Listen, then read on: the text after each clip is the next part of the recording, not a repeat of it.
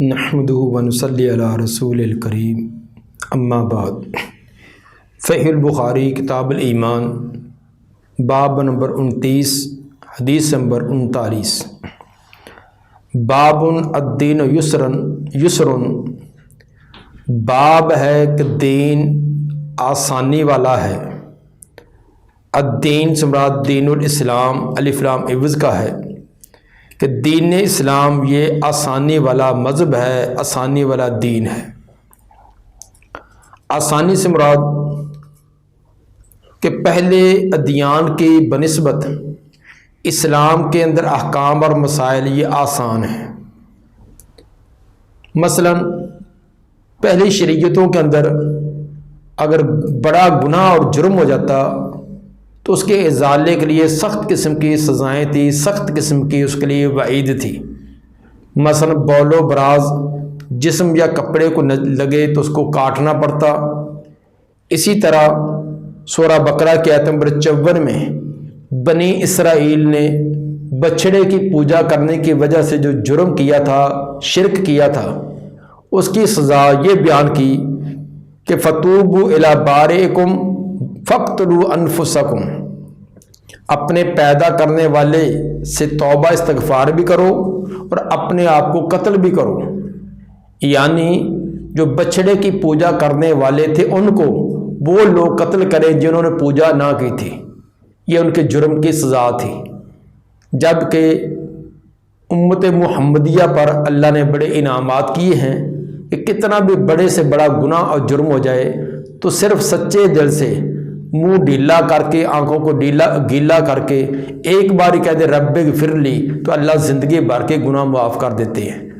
تو گویا کہ اس دین کے اندر بڑی آسانیاں ہیں۔ اس باب کو قائم کرنے کا مقصد امام بخاری رحمہ اللہ کا یہ ہے کہ اس سے پہلے جو ابواب تھے ان کے اندر بظاہر ایسے محسوس ہو رہا تھا جیسے دین کے اندر مشقت والے کام ہیں، اور دین کا اندر مشقت یہ مطلوب ہے۔ مثلا رمضان کا روزہ، پورا دن بھوکے اور پیاسے رہنا، پھر رات کا قیام، لمبا قیام کرنا، یہ بھی ایک مشقت والا کام ہے۔ جہاد فی سبیل اللہ، یہ بھی مشقت والا کام ہے۔ لیلۃ القدر کی تلاش، یہ بھی مشقت والا کام ہے۔ تو شاید کوئی انسان یہ سمجھ لے کہ اسلام میں دین کے اندر مشقت والے کام کرنے یہ مطلوب اور مقصود ہیں۔ امام بخاری رحمہ اللہ اس بات کا رد کرنا چاہتے ہیں کہ اسلام کا مشقت مطلوب اور مقصود نہیں ہے، بلکہ دین یہ آسانی پیدا کرتا ہے، آسانی والے کاموں کا حکم دیتا ہے۔ ہاں البتہ جو کام کرنے کے اندر مشقت آئے گی، گرمی کے موسم میں روزہ رکھنا یہ مشقت تو آنی ہے۔ حج عمرے کے لیے جانا ہے، لمبا سفر طے کرنا ہے، اور رشتہ دار عزیز و اقارب کو چھوڑنا ہے، خون پسینے کی کمائی بھی صرف کرنی ہے، یہ مشقتیں تو آئیں گی۔ تو بلا وجہ اپنے آپ کو مشقت اور تنگی کے اندر مبتلا کرنا یہ اسلامی تعلیمات میں نہیں ہے۔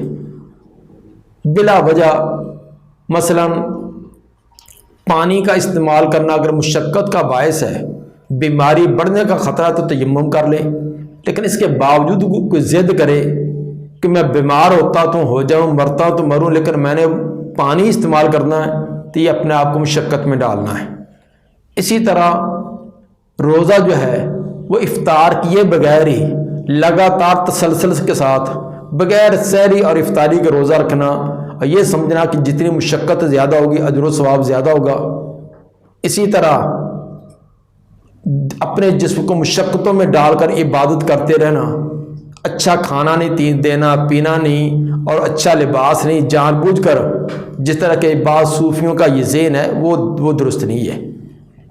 تو جو جتنی تنگی مطلوب اور مقصود ہے وہ تو کرنے ہی ہے، لیکن بلا وجہ اپنے آپ کو مشقت اور تنگی میں ڈالنا یہ درست نہیں۔ یہ امام بخاری رحمہ اللہ ثابت کرنا چاہتے ہیں۔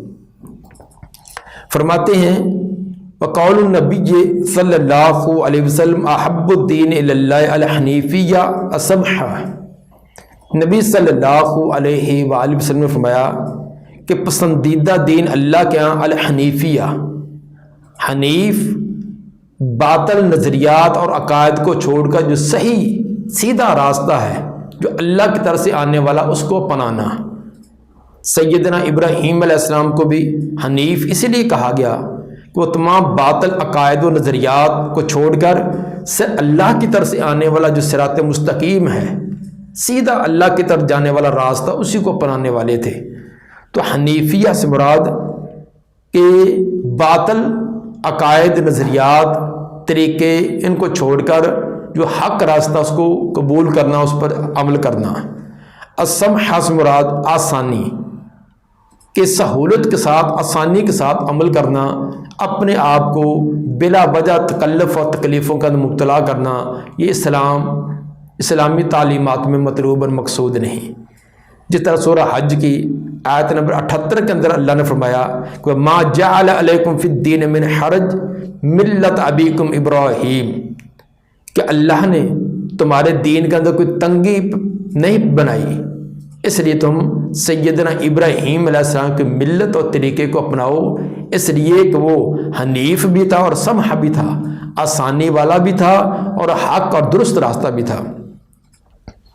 یہ اثر امام بخاری اپنی کتاب ادب المفرد، اس کی حدیث نمبر 287 کے تحت لائے ہیں، اور امام احمد بن حنبل بھی اپنے موطا کے اندر، اپنی مسند امام احمد کے اندر جلد 6 صفحہ 233 پر حدیث نمبر 2107 کے تحت لائے ہیں۔ چونکہ امام بخاری کی یہ شرط کے مطابق نہ تھی، اگرچہ یہ سند کے اعتبار سے یہ اثر صحیح ہے، یہ روایت صحیح ہے، لیکن امام بخاری کی شرط کے مطابق نہ تھی، اس لیے متصل سند کے ساتھ بیان کرنے کی بجائے معلق بیان کیا ہے۔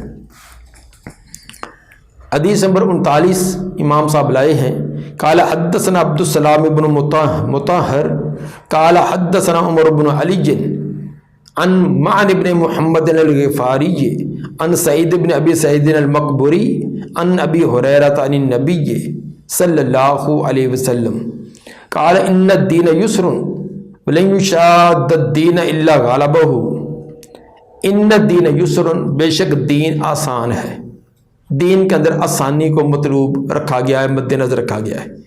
وَلَن يُشَادَّ الدِّينَ إِلَّا غَلَبَهُ، اور نہیں مشقت اور تنگی کرتا کوئی دین کے اندر مگر وہ دین اس پر غالب آ جاتا ہے۔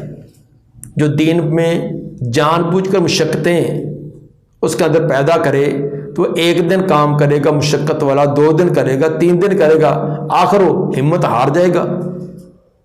تو جو اسلام نے جو تعلیمات دی ہیں وہ انسان کی فطرت کے مطابق ہیں، تو انسان اسی طریقے سے چلتا رہے تو کوئی اس کے لیے کوئی مشقت اور تنگی نہیں ہے، کوئی گھبراہٹ اور پریشانی نہیں۔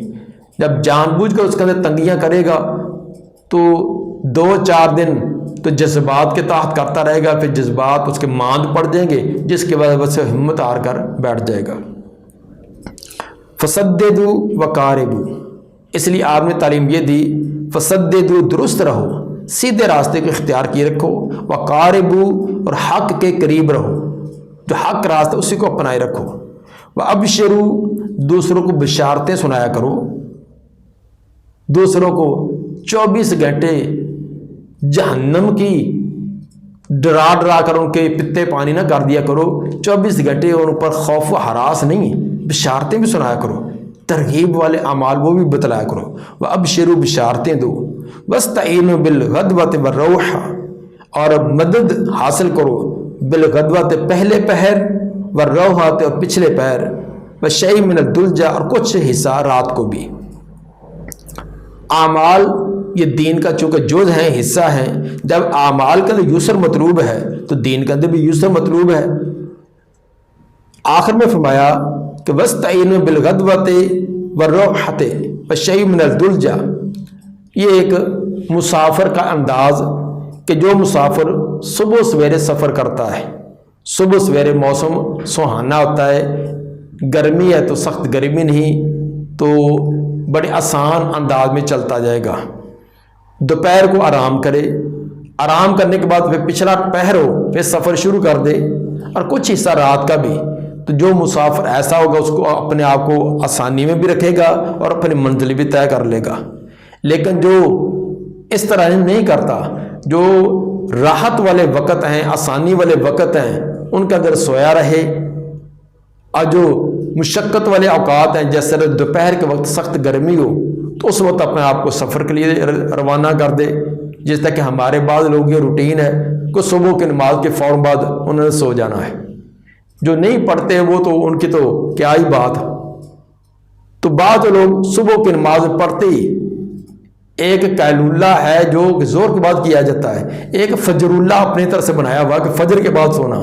خصوصاً یہ پڑھنے پڑھانے والے طالب علموں کو بڑی عادت ہے کہ صبح کی نماز کے بعد سو جانا، تو یہ کوئی طریقہ اچھا نہیں ہے. تو صبح کا وقت کہ سہانا وقت ہوتا ہے، انسان پورے رات سونے کی وجہ سے چست چالاک ہوتا ہے، جسم راحت والا ہوتا ہے، تو اس وقت کام کرنے کا وقت ہوتا ہے. ہاں اس وقت کام کرے. تو دوپہر کے وقت پورا کام کرنے کے وجہ سے کوئی تھکاوٹ ہے، جسم کے اندر اکتاہٹ آ گئی ہے، تو ظہر کے بعد قیلولہ کرنا یہ کہ مسنون طریقہ ہے، اچھا طریقہ ہے. اسی طرح عصر کے نماز کا پھر وقت اچھا مناسب ہو جاتا ہے، معتدل وقت ہو جاتا ہے، پھر کام کرے. تو جو آدمی اس طرح چلتا رہتا ہے، اس طرح سفر کرتا ہے، وہ آسانی سے سفر بھی کرے گا، اپنے جسم کو راحت اور سکون بھی پہنچا لے گا، منزل تک بھی پہنچ جائے گا. جس کے خلاف کرے گا منزل پر پہنچنا بھی مشکل ہوگا اور اپنے آپ کو تکلیف میں بھی مبتلا کرے گا. اس لیے فرمایا کہ وَاسْتَعِينُوا بِالْغَدْوَةِ وَالرَّوْحِ، مدد حاصل کر لیا کرو صبح کے وقت میں اور پچھلے وقت میں، وَشَيْءٍ مِّنَ الدُّلْجَا، اور رات کے بھی کچھ حصہ میں. تو جو آدمی اس طرح کرے گا، جیسے دنیا کا سفر طے کرنے میں یہ کرے گا تو آسانی میں رہے گا، اسی طرح آخرت کا سفر طے کرنے کے اندر بھی وہ جو مطلوب اور مقصود اعمال ہیں ان کو کرتا رہے اور دوام سے کرے، وقت پر کرے، دوام سے کرے، اپنی منزل مقصود کو پا لے گا. باب نمبر 30، باب الصلاۃ من الایمان. باب ہے اس بات کا کہ نماز یہ بھی ایمان میں سے ہے، نماز کا پڑھنا یہ ایمان میں سے ہے. یہ بات جو پہلے بھی کئی بار امام بخاری رحمہ اللہ نے ثابت کی ہے، تو اس کو دوبارہ پھر اس کی طرح عود فرماتے ہیں کہ نماز یہ ایمان میں سے ہے اور یہ قرآن سے ثابت ہے. اور نماز یہ سب جانتے ہیں کہ ایک عمل ہے، قیام، رکوع، سجدہ، تشہد، یہ تمام اعمال ہیں. تو جب نماز ایمان میں سے ہے تو نماز نام ہے عمل کا بھی، تو ثابت ہوا کہ عمل بھی ایمان میں شامل ہے. اور نماز تمام کی ایک جیسی نہیں ہوتی، نماز کے مختلف درجات ہیں. تو جب نماز ایمان میں سے ہے تو ثابت ہوا کہ ایمان کے درجات بھی ایک جیسے نہیں ہوتے. نماز کے اندر 3 بنیادی چیزیں ہوتی ہیں، دل کا عقیدہ، زبان کا قول اور بدن کا عمل. یہ 3 چیزیں نماز کے اندر بنیادی چیزیں ہیں. دل کا عقیدہ بھی ہے، زبان کا قول بھی ہے اور بدن کا عمل بھی اس میں شامل ہوتا ہے. اور ایمان کے اندر بھی یہ تینوں چیزیں ہوتی ہیں، زبان کا قول بھی، دل کی تصدیق بھی اور اعضاء کا عمل بھی. اس لیے نماز کے اندر بھی یہ تینوں چیزیں ہوتی ہیں، ایمان کے اندر بھی تینیں، اس لیے نماز کو ایمان کہا گیا. دلیل اس کی دی سورہ بقرہ کی آیت نمبر 143 کہ قول اللہ تعالی، باب اللہ تعالیٰ کے فرمان کے بارے میں، وَمَا كَانَ اللَّهُ لِيُضِيَّعَ إِيمَانَكُمْ، نہیں ہے اللہ کے ضائع کرے تمہارے ایمان کو. اللہ تمہارے ایمان کو ضائع نہیں کرے گا. ایمان سے کیا مراد ہے؟ اس کی تفسیر امام بخاری فرماتے ہیں کہ یعنی صلاتکم عند البیت، یعنی تمہارا نماز پڑھنا بیت کے پاس.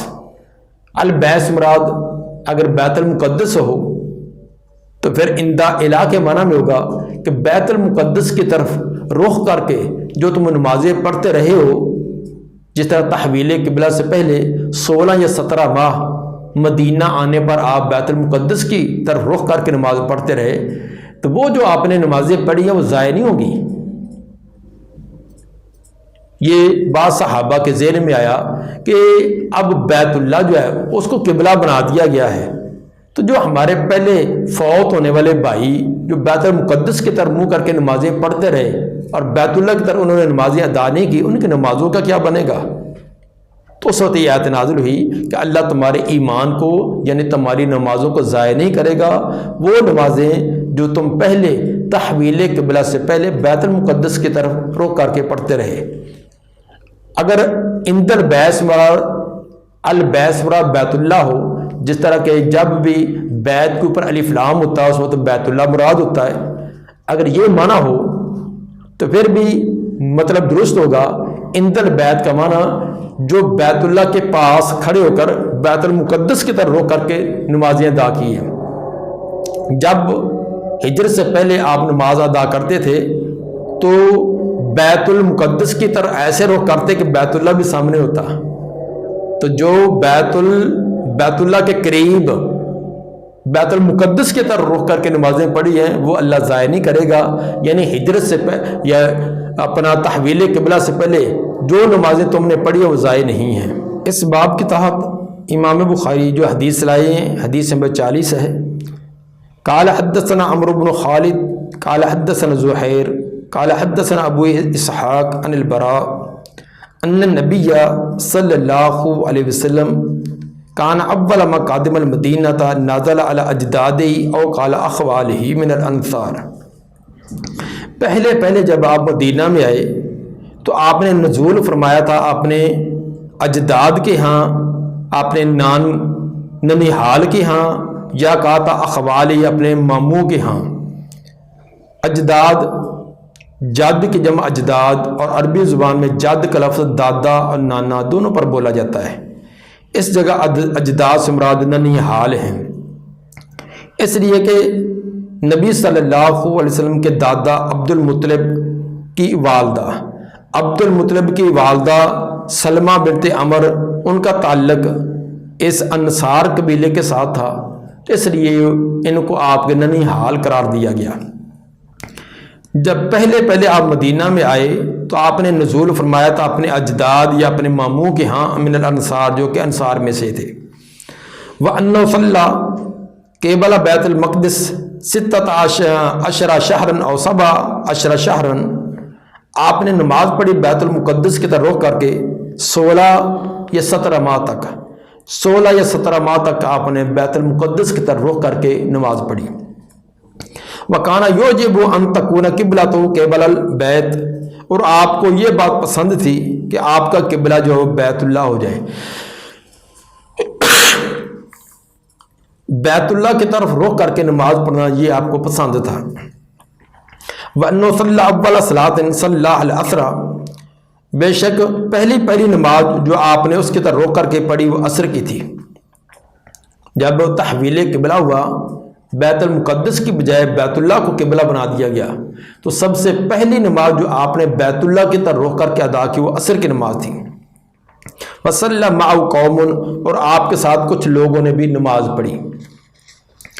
اس کے اندر عصر کی نماز کا تذکرہ ہے کہ سب سے پہلے آپ نے بیت اللہ کی طرف رخ کر کے عصر کی نماز ادا کی ہے، جبکہ ابن سعد جلد 1 صفحہ 243 پر ظہر کی نماز کا تذکرہ ہے، یعنی ظہر یا عصر اس میں تردد ہے۔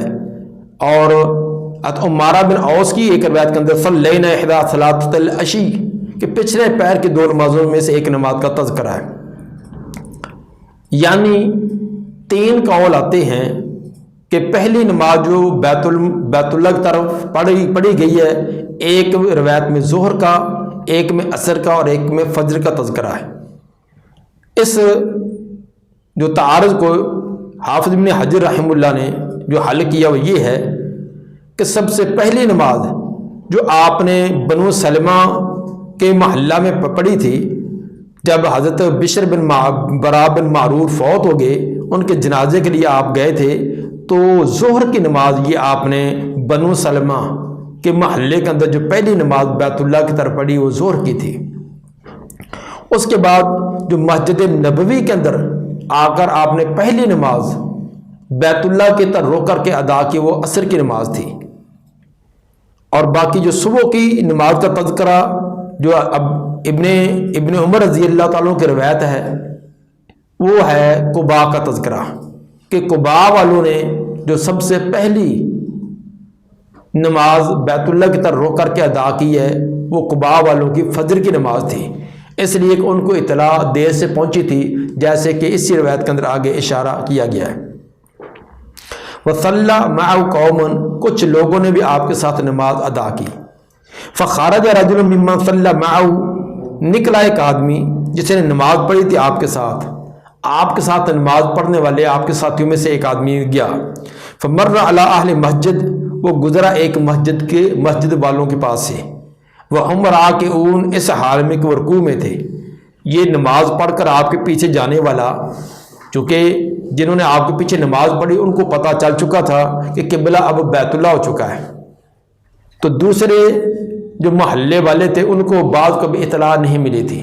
تو یہ آدمی نماز پڑھ کے ان کی مسجد کے پاس سے گزرا تو وہ اسی طرح بیت المقدس کی طرف رخ کر کے ابھی نماز پڑھ رہے تھے اور رکوع میں پہنچے ہوئے تھے۔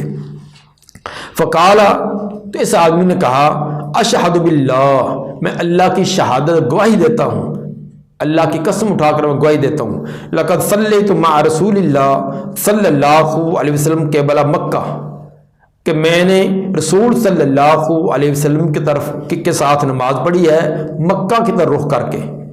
میں نبی کے پیچھے نماز پڑھ کر آیا ہوں اور آپ نے مکہ کی طرف یعنی بیت اللہ کی طرف رخ کر کے نماز ادا کی ہے۔ فدارو کما ہم قبل البیت، تو وہ گھوم گئے جس حالت میں بھی تھے بیت اللہ کی طرف، جس حالت میں تھے یعنی رکوع میں تھے، رکوع کے اندر ہی جب ان کے کان میں یہ بات پہنچی کہ نبی صلی اللہ علیہ وآلہ وسلم نے نماز بیت اللہ کی طرف کی ہے، اسی حالت کے اندر بیت اللہ کی طرف انہوں نے رخ کر لیے۔ یہ ہے نبی کی اطاعت کہ کان میں نبی کی بات پہنچے فوراً اس پر عمل ہے۔ اگر اللہ کا فرمان، نبی کا فرمان سننے کے بعد بھی پھر انسان سوچنا شروع کر دے کہ اگر میں نے اس پر عمل کیا تو میرا کیا بنے گا، خاندان ہے، برادری ہے، رشتہ دار ہیں، بیوی بچے ہیں، کاروبار ہے، تعلقات ہیں، وہ کیا کہیں گے، کاروبار کے اندر کوئی خسارہ آ جائے گا۔ اس کا معنی کہ اللہ اس کی بات کے ساتھ عقیدت اور محبت کامل نہیں ہے، کمزور محبت ہے اللہ اس کے رسول کے ساتھ۔ جب اللہ کی بات کان میں پہنچ جائے، رسول کی بات پہنچ جائے، بس سب کچھ چھوڑ دے۔ مسلم کا معنی یہ کہ مطیع اور فرما بردار، کہ نبی کی بات سنتے گردن کو جھکا لینا، مسلم کا معنی یہ ہے۔ تو نبی کا فرمان سن کے پھر چونکہ چنانچہ کیونکہ دائیں بائیں ادھر ادھر اگر اپنی عقل میں، رائے میں، سوچ میں برادری ساتھ دے، کاروبار میں کوئی نقصان ہو، پھر مانے پہ کیا مانا ہے، سب کچھ نقصان ہوتا تو برداشت کر لے، اللہ اس کے رسول کی بات کو اہمیت دے، تو یہ ہے اللہ اس کے رسول کے ساتھ عقیدت اور محبت۔ صحابہ کرام کے دلوں کے اندر یہی محبت تھی، اسی وجہ سے تو ان کو رضی اللہ عنہم کے دنیا کے اندر ہی یہ گارنٹیاں اللہ کی طرف سے آ چکی تھی۔ یہ تو نبی کے ماننے والوں کا انداز تھا، اب نبی سے نفرت رکھنے والوں کا بھی انداز سنیں۔ وَقَانَتِ الْيَهُودُ قَدْ أَعْجَبَهُمْ إِذْ كَانَ يُصَلِّي قِبْلَ بیت المقدس، یہودی لوگ ان کو یہ بات بڑی پسند آتی تھی کہ جب آپ نماز پڑھتے بیت المقدس کی طرف، بیت المقدس کی طرف جب آپ رک کر کے نماز پڑھتے، یہودی بڑے خوش ہوتے۔ وہ اہل الکتاب، اسی طرح دیگر اہل کتاب بھی، یا اہل الکتاب مراد نصارہ ہے، ویسے تو اہل کتاب یہود و نصارہ دونوں پر بولا جاتا ہے، چونکہ یہود کا تذکرہ پیچھے آ چکا ہے اور اہل الکتاب کا یہ عطف یہود پر ہی ہے، تو یہاں سے مراد اب نصارہ ہوں گے۔ یہود و نصارہ ان کو یہ بات بڑی پسند آتی تھی جب آپ اور صحابہ کرام بیت المقدس کی طرف رخ کر کے کھڑے ہوتے۔ مقصد ان کا یہ تھا کہ بڑے خوش ہوتے کہ چلو، اور نہیں تو یہ قبلہ تو وہی مانتے نا جو ہمارا ہے، اور الٹا نبی کو صحابہ کو تانا بھی دیتے کہ تم ہر بات میں ہماری مخالفت کرتے ہو، تو پھر بیت اللہ تو قبلہ تو وہی پسند آتا نا جو ہمارا ہے، جب نماز پڑھتے ہو پھر ہمارا ہی قبلہ اختیار کرتے ہو۔ لیکن جب تحویل قبلہ ہوگا، فلما ولا وجہہ قبل البیت، جب آپ نے اپنا رخ بیت اللہ کی طرف کیا، انکروا ذالک، تو یہود و نصارہ نے تمام کا انکار شروع کر دیا، انہوں نے پینتڑا بدل کر دوسری طرف ہو گئے۔ پہلے کیا کہتے تھے؟ پہلے کہتے تھے دیکھو جی ہماری ہر بات میں مخالفت، ہر کام میں مخالفت، لیکن جب نماز پڑھتے ہیں پھر قبلہ ہمارا ہی پسند آتا ہے. جب تبدیل ہو گیا اب دوسری طرف کہنے لگے یہ کوئی دین ہے ان کا, کبھی ادھر منہ کر کے کھڑے ہوتے ہیں, کبھی ادھر منہ کر کے کھڑے ہوتے ہیں, کبھی اس کو قبلہ بنا لیا, کبھی اس کو قبلہ, یہ کوئی دین نہیں ہے, یہ دوسری طرف ہو گئے.